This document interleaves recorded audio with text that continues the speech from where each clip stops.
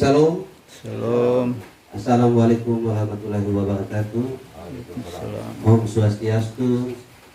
Salam sejahtera bagi kita semua. Salve. Yang saya hormati Bapak RT 21, Bapak Mama semua yang hadir di sini. Saya memberikan apresiasi terbesar-besarnya karena Bapak dan Mama walaupun dalam cuaca yang tidak cerah, hujan dari pagi sampai malam, sampai sore ini, tapi masih berkenan untuk hadir. Ini pun terjadi tadi siang di RT 12. Saya juga melakukan reses di sana dan memang antusias masyarakat di RT 12 cukup bagus, sangat bagus malah. Dan hari ini, sore ini kita sampai di RT 21. Jadi 12 dan 21.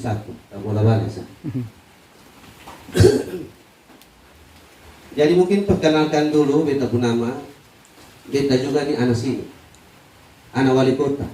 Tepatnya beta di RT 25. Beda cuma 4 RT dari sini.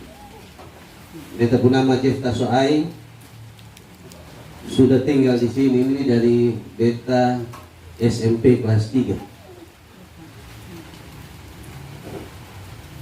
Beta kawan-kawan satu angkatan dong, seperti Tongpo, Hokan, itu beta kawan satu angkatan dong. Kalau beta kakak dong di sini mungkin Tober dong. Jadi beta di DPR sebagai sekretaris Komisi 1 dan juga sebagai wakil ketua fraksi. Itu beta penjabatan di DPR. Pada sore hari ini Bapak dan Mama dong, beta datang di Bapak dan Mama dong ini. Kalau dong bilang reses itu untuk menyerap aspirasi. Tapi tidak kalah penting beta mau bilang bahwa reses itu adalah bagaimana seorang anggota DPR memberi laporan pertanggungjawaban sebagai seorang DPR apa yang sudah dia perbuat dan apa yang dia sudah perjuangkan untuk masyarakat. Itu paling utama. Karena beta punya bos ini adalah Bapak dan Mama dong. Bapak dan Mama dong ini beta pun bos. Makanya beta harus memberi laporan pertanggungjawaban. Kalau pemerintah memberi pertanggungjawaban, laporan dan pertanggungjawaban pada DPR, maka DPR wajib memberi laporan pertanggungjawaban pada masyarakat. Itu wajib. Tapi yang sekarang ini terjadi ini terbalik, sering terbalik. DPR merasa diri dia bos, sehingga apa yang dia omong masyarakat harus dengar. Itu yang terbalik sekarang ini. Jadi beta datang di sini di Bapak dan Mama dong, setiap kali beta reses pasti beta bawa yang namanya komputer, proyektor, beta bikin slide model begini. Sehingga bikin sesuatu di OEBA. Dia reses di Kelapa Lima, dia bilang dia sudah bikin sesuatu di OEBA. Tapi buktinya di mana? Sudah ada bukti. Dan Bapak dan Mama juga pasti beta yakin percaya saku ini DPR yang omong. Tapi kalau beta saya mau begitu Bapak. Beta mau saat beta omong apa yang sudah beta buat harus ada bukti nyata berupa foto ataupun minimal foto ataupun video, sehingga beta pun bos nih percaya bahwa betul ini anggota DPR suka kerja. Jadi kalau masyarakat pilih habis kotor, masyarakat bilang oh iya betul, kita tahu dia suka tanggung jawab waktu reses dan itu memang benar. Jadi itu mungkin sedikit pembelajaran politik.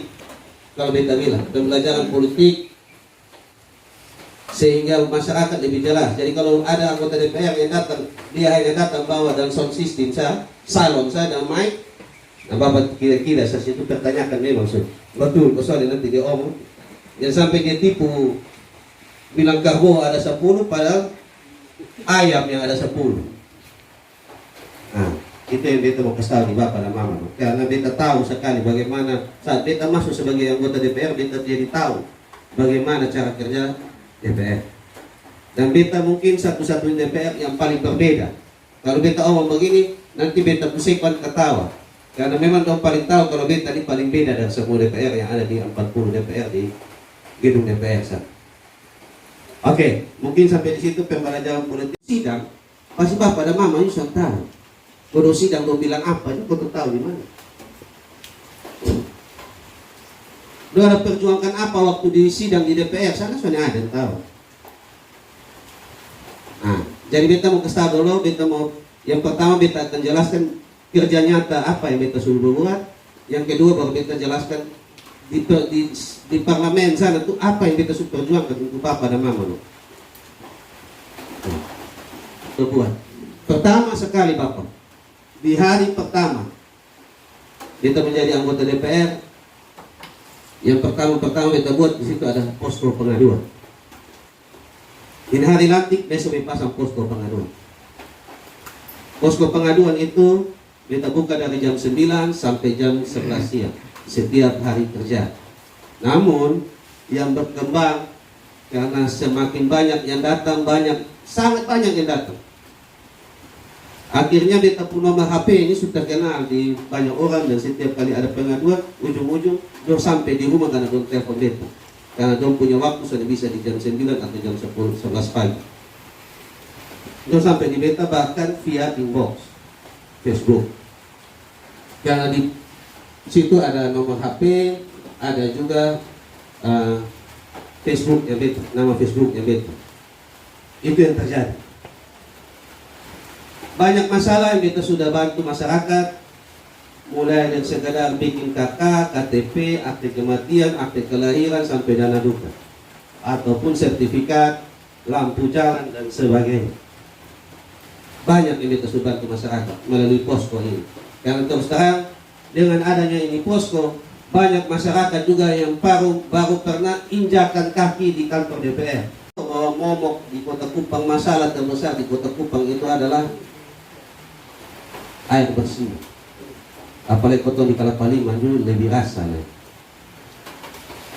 Kita artinya pengadaan satu mobil tangki air bersih bersubsidi yang jauh dekat, punya harga hanya 50.000 untuk melayani Kalapalima, Kecamatan Kalapalima dan Kota Lama. Mungkin Bapak dan Mama super pernah lihat itu auto tangki, no? Atau bahkan mungkin ada yang super pernah langganan juga. Belum lihat Pak, belum ada yang tahu, belum Ah. lihat. Oh itu kan? Tinggi pertama yang kita ambil itu di warna putih merah. Warnanya putih merah.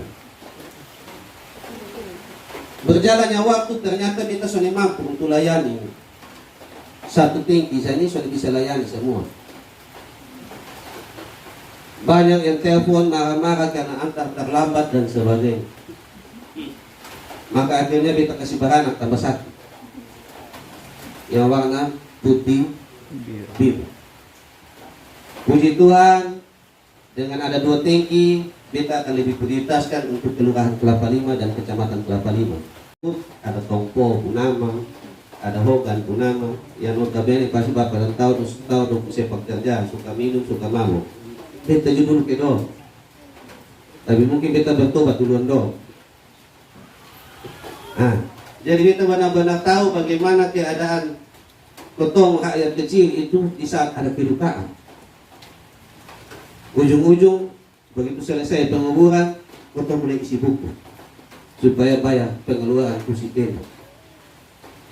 Jadi akhirnya beta rasa bahwa beta sudah sepantasnya beta bantu masyarakat juga untuk masalah subsidi, bantuan subsidi kursi dan tenda duka.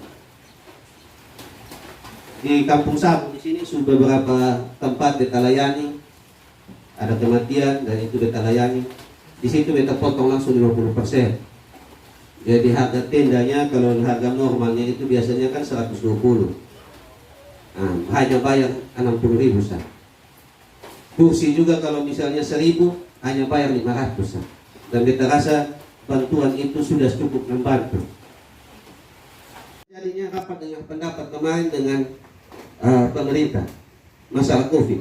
Mungkin bapak dan mama dong kalau ada usaha, atau mungkin saudara-saudara yang ada usaha. Kemarin kasus banyak karena surat edaran wali kota tidak sesuai dengan apa yang diterapkan di lapangan. Sampai kalau di Facebook bapak nulis ada bapuku, Pol PP bapuku dan masyarakat. Karena surat edaran itu sangat memberatkan masyarakat. Di mana jam 7 malam suruh tutup jual. Ini COVID. Semua orang lagi butuh nafkah. Susepi, lagi susah-susahnya.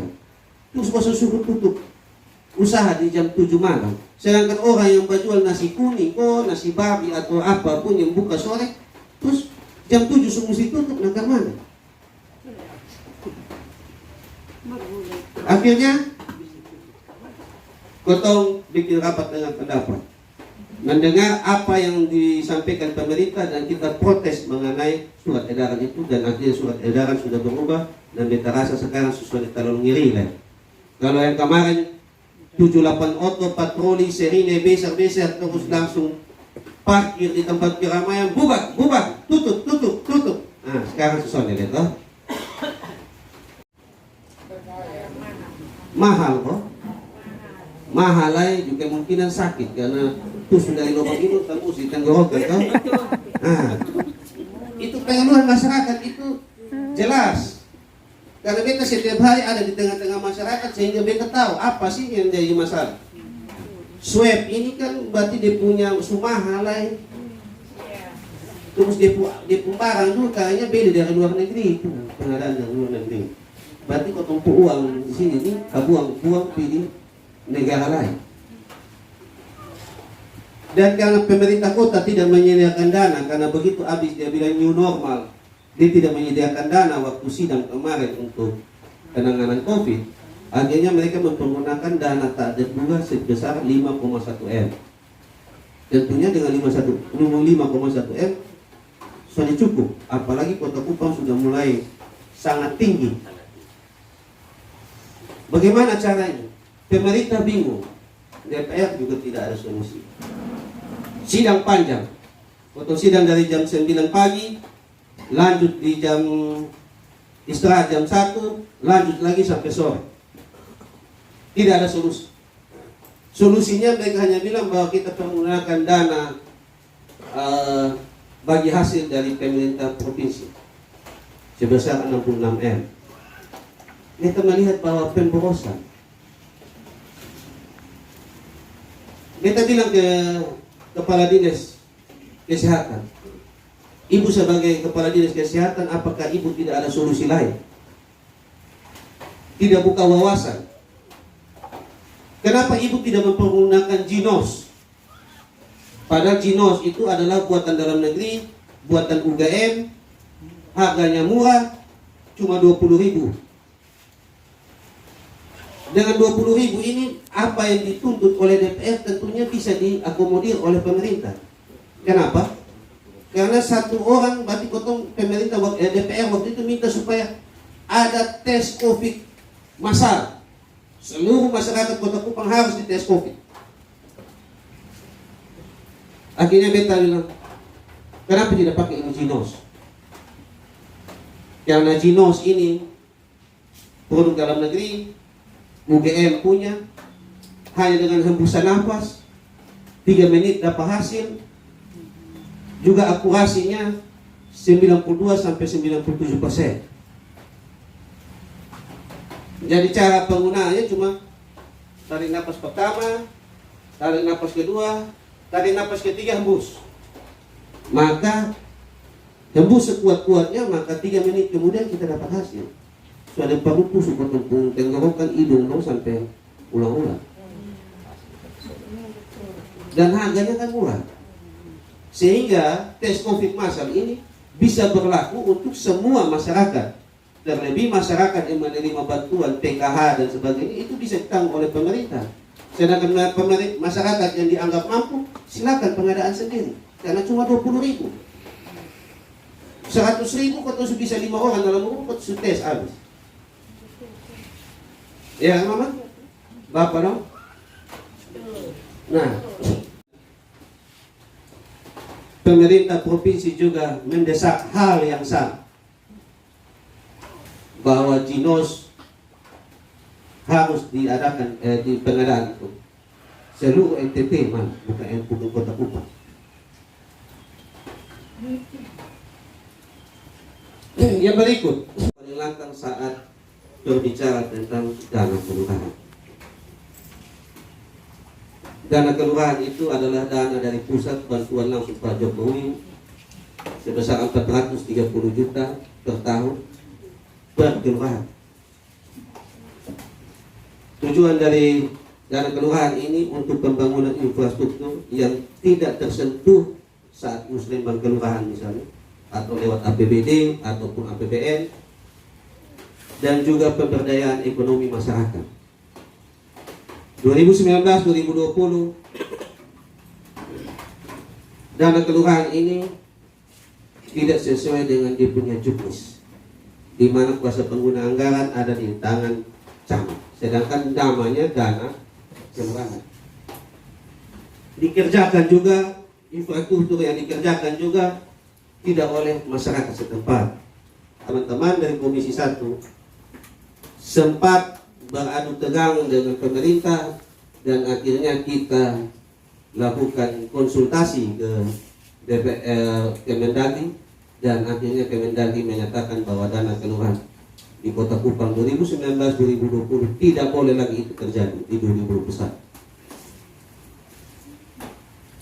Sehingga dana kelurahan ini Bapak dan Mama dong bisa pakai untuk pemberdayaan ekonomi masyarakat, maupun misalnya Bapak dan Mama dong butuh lubang resapan ataupun butuh jalan setapak dan sebagainya, proyek kecil-kecil di kelurahan atau di dalam RT, bisa mempergunakan ini dana. Bayangkan 430 juta dikalikan dengan 51 kelurahan, maka ada 22 M. Itu besar itu. Dana kelurahan itu dikelola oleh masyarakat setempat.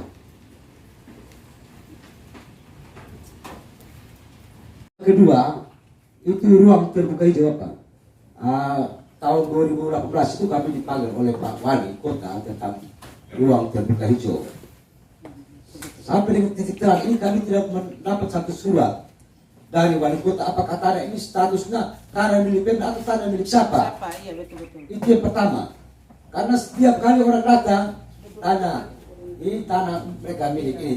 Contohnya Tomboi, ada berapa orang datang. Tapi saya bilang silakan ke ruang dengan kantor Wali Kota. Yang ketiga Pak Dewan, itu masalah lahan parkir Pak Dewan. Lahan parkir itu ada di wilayah saya Pak, tetapi dikelola oleh pihak luar. Itu saya minta juga Bapak Dewan harus angkat juga persoalan lahan parkir. Bila perlu sampai anak-anak yang mengganggu sini bisa jadi tukang parkir di lahan parkir yang berada di itu mau parkir tempat rumah kan? Rumah makan. Ya, ya. Itu yang keempat itu BPJS. Di sini masyarakat itu banyak tidak mendapat BPJS. Dan itu sama sekali saya punya warga itu ada yang pekerjaannya pembantu rumah tangga, ojek, dan itu birokrasi. Ini saya sudah mengusulkan berulang kali fotokopi KTP KK, tapi sampai hari ini hanya muncul satu orang. Ini akhirnya saya juga merasa kecewa dengan Bapak Dewan. Mohon supaya Bapak Dewan juga angkat masalah ini di kesehatan. Yang kelima itu mungkin mengenai raskin daerah. Dulu kami rapat itu sampai jam 11 malam. Masalah raskin daerah Bapak Dewan di kantor lurah. Kita mengusulkan, Pak Lurah bilang, Pak PRT fotokopi KTP dan KK dan di kriteria pekerjaan. Tapi sampai hari ini hanya 2 KK, Martin Ujulumi dan Gabriel yang dapat. Yang lain itu kosong. Saya usul. Bicara tentang, kalau saya salah ini tanah Bapak. Iya. Sebelum kita jadi DPR pun kita sudah ketemu dengan Bapak Beras. Saat ada yang mau sabotase ini tanah, dan BTMP berjuang ketemu orang di sana, di pemerintahan sana, dan sampai ini saat belum ada yang datang ambil Bapak. Yang kedua, masalah ini tanah, beta akan pertanyakan juga ke aset. Kebetulan aset itu di bawah Komisi 1. Beta akan tanya apakah tanah di RT 21 yang ada berdiri Posyandu itu statusnya apa. Kalau ada orang dari Tomboy bilang dia pun tanah, beta mau bilang bahwa jangan sampai dia pun nasib nanti sama ke Yonas Alean lain. Karena ini tanah ini sejarahnya dihibahkan sebesar 70 hektar. Mulai dari Patung Kirap turun sampai di laut, dari Patung Kirap pi di Patung Pirosa, dari Patung Pirosa turun pi di laut. Itu dihibahkan oleh pemerintah Kabupaten Kupang kepada pemerintah administratif Kota Kupang. Waktu itu sekali. Amal. Karena kami dapat Ya, Amalo. Amalo. tahun 83 itu masih amal, status. Setelah itu, ini tanah ini tercatat sebagai milik kota, tapi belum masuk ke aset. Itu kasus yang di depan Sasando. Tapi beta mau tanya, nanti beta akan tanya ke aset. Ini tanah ini milik kota, tapi sudah masuk aset atau belum?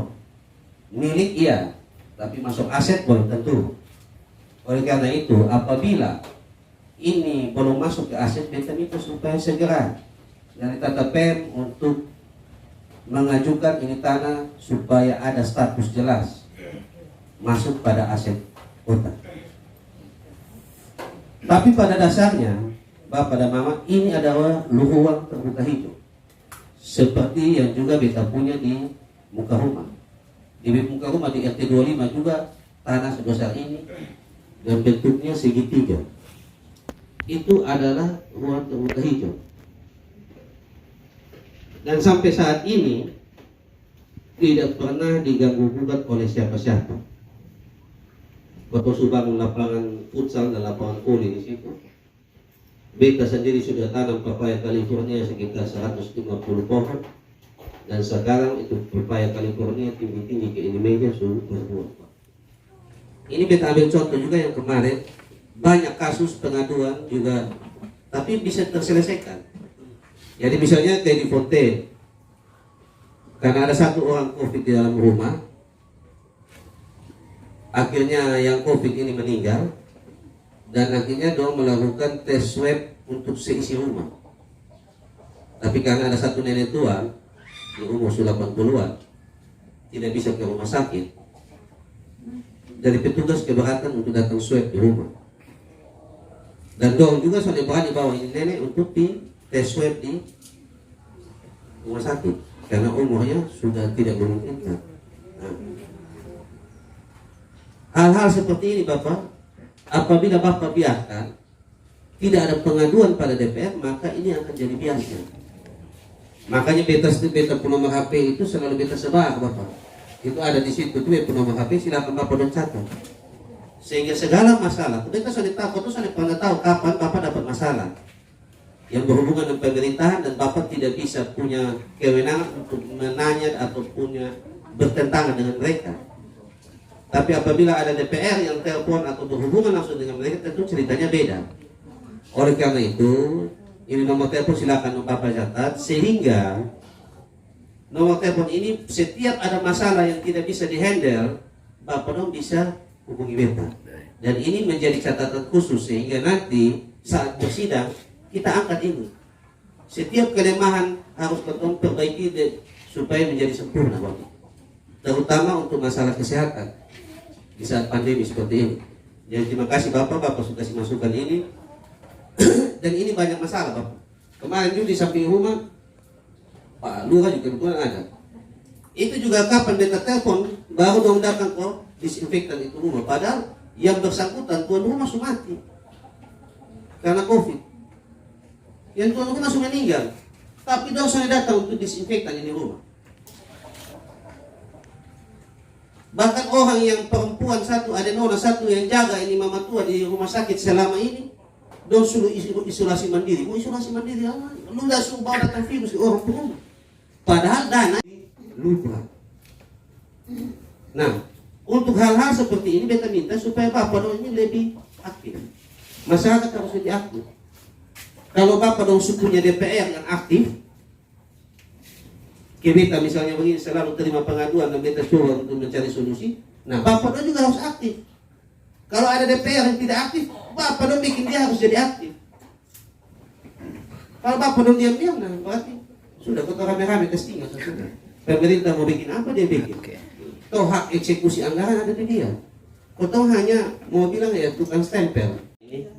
Tapi banyak aspirasi yang masuk. Artinya begini Bapak, sebanyak aspirasi, informasi yang masuk, akhirnya kita tambah kerjaan tuh Bapak. Biar kebijakan kalau dulu di rumah. Nah, terima kasih banyak. Salam, assalamualaikum warahmatullahi wabarakatuh.